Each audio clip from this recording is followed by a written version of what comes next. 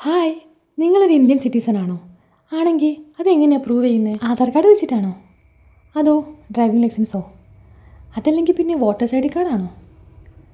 അതോ ഇനി ഇതൊന്നുമല്ല പാസ്പോർട്ടാണോ?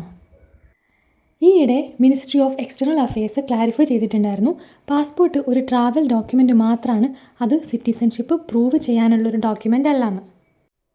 അപ്പോൾ നമ്മൾ സിറ്റിസൺ ആണോ അല്ലയോ എന്നുള്ളത് എങ്ങനെയാണ് തെളിയിക്കുക? എന്താണ് പ്രൂഫ് ഉള്ളത്? സിറ്റിസൺഷിപ്പ് 1955 ആക്ട് വെച്ചിട്ടാണ് നമ്മൾ സിറ്റിസൺ ആണോ അല്ലയോ എന്നുള്ളത് ഡിസൈഡ് ചെയ്യുന്നത്. ഒരാൾക്ക് എങ്ങനെയൊക്കെ ഇന്ത്യൻ സിറ്റിസൺ ആവാമെന്നുള്ളത് 5 രീതിയിലാണ് ഈ ആക്ടിനകത്ത് പറഞ്ഞിട്ടുള്ളത്. അതിൽ ആദ്യം പറഞ്ഞിരിക്കുന്നത് ബൈ ബർത്ത് ആണ്. നമ്മൾ ജനിച്ചിട്ടുള്ളത് ഇന്ത്യയിലായിരിക്കണം. പിന്നെയുള്ള കണ്ടീഷൻസ്, ആദ്യത്തെ ഒരെണ്ണം, ഒന്നുകിൽ നമ്മുടെ 2 പാരൻസും ഇന്ത്യൻ സിറ്റിസൺ ആയിരിക്കണം. ഇനി അതല്ലെങ്കിൽ ഒരാൾ ഇന്ത്യൻ സിറ്റിസണും മറ്റേയാൾ ഒരു ഇല്ലീഗൽ ഇമിഗ്രൻ്റ് ആവാതിരിക്കുകയും വേണം. ഇതിൽ 3 ടൈം പീരീഡാണ് കേട്ടോ പറയണത്. അതിൽ ഞാനിപ്പം പറഞ്ഞിരിക്കുന്നത് December 3, 2004 ശേഷം ജനിച്ചിട്ടുള്ളവരുടെയാണ്. അടുത്ത് വരുന്നത് ഡീസൻ്റാണ്. അതായത് നിങ്ങൾ ജനിച്ചത് ഇന്ത്യയുടെ പുറത്തായിരിക്കാം, പക്ഷേ നിങ്ങളുടെ പാരൻസ് 2 പേരും ഇന്ത്യൻ സിറ്റിസൺ ആയിരിക്കണം. പിന്നെ മാൻഡേറ്ററി കൺസ്യൂലർ രജിസ്ട്രേഷനും പറയുന്നുണ്ട്. അടുത്തത് രജിസ്ട്രേഷനാണ്. രജിസ്ട്രേഷൻ വഴി ഇന്ത്യ സിറ്റിസൺ ആവുന്നതിനെ പറ്റിയിട്ട്. ഇത് നമുക്ക് ഇന്ത്യയായിട്ട് എന്തെങ്കിലും ഒരു കണക്ഷൻ ഉണ്ടാവണം. ഒന്നുകിൽ പേഴ്സൺസ് ഓഫ് ഇന്ത്യൻ ഒറിജിൻ ആയിരിക്കണം, അല്ലെങ്കിൽ കല്യാണം കഴിച്ചിട്ടുള്ളത് ഇന്ത്യൻ സിറ്റിസണെ ആയിരിക്കണം, പിന്നെ ഓൾറെഡി ഇന്ത്യൻ സിറ്റിസൺ ആയിട്ടുള്ള ഒരാളുടെ മൈനർ ചിൽഡ്രൻ, ഇങ്ങനത്തെ കുറേ കാര്യങ്ങളാണ് സിറ്റിസൺഷിപ്പ് ബൈ രജിസ്ട്രേഷനിൽ പറയുന്നത്. പിന്നെ പറയുന്നതാണ് നാച്ചുറലൈസേഷൻ. ഇത് ഫോറിൻ നാഷണൽസിന് വേണ്ടിയിട്ടുള്ളതാണ്. ഇതിന് കുറച്ച് ക്രൈറ്റീരിയാസ് കാര്യങ്ങളൊക്കെ ഉണ്ട് കേട്ടോ. അതെല്ലാം മീറ്റ് ചെയ്യണം. അത് മീറ്റ് ചെയ്ത് കഴിഞ്ഞാലാണ് നമുക്ക് നാച്ചുറലൈസേഷൻ വഴി ഇന്ത്യൻ സിറ്റിസൺ ആവാൻ പറയുന്നത്. ഇത് ഫോറിൻ നാഷണൽസിന് വേണ്ടി മാത്രമുള്ളതാണ്.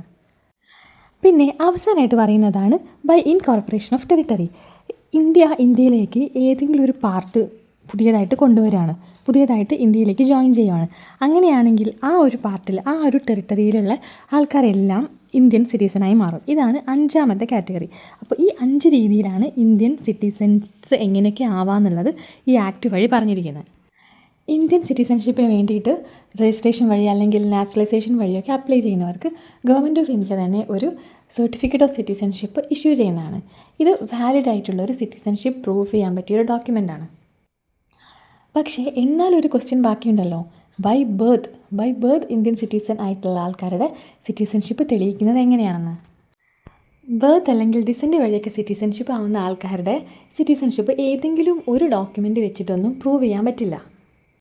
അതിന് വേണ്ടിയിട്ട് ഒരു യൂണിവേഴ്സൽ സിറ്റിസൺഷിപ്പ് ഡോക്യുമെൻ്റ് ഒന്നുമില്ല.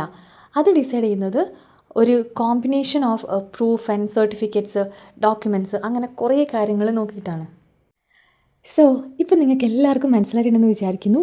നമുക്ക് Indian citizenship by birth prove ചെയ്യണമെങ്കിൽ ഏതെങ്കിലും ഒരു ഡോക്യുമെൻറ്റോ അല്ലെങ്കിൽ ഒരു സർട്ടിഫിക്കറ്റ് കൊണ്ട് മാത്രം പറ്റില്ല. അതൊരു കോമ്പിനേഷൻ ഓഫ് സർട്ടിഫിക്കറ്റ്സ് കൊണ്ട് മാത്രമേ പറ്റുള്ളൂ. സർട്ടിഫിക്കറ്റ്സ്, ഡോക്യുമെൻറ്റ്സ്, അങ്ങനെ കുറേ കാര്യങ്ങൾ ചെക്ക് ചെയ്തതിന് ശേഷമാണ് അത് തെളിയിക്കാൻ പറ്റുന്നത്. That's all for today. Bye.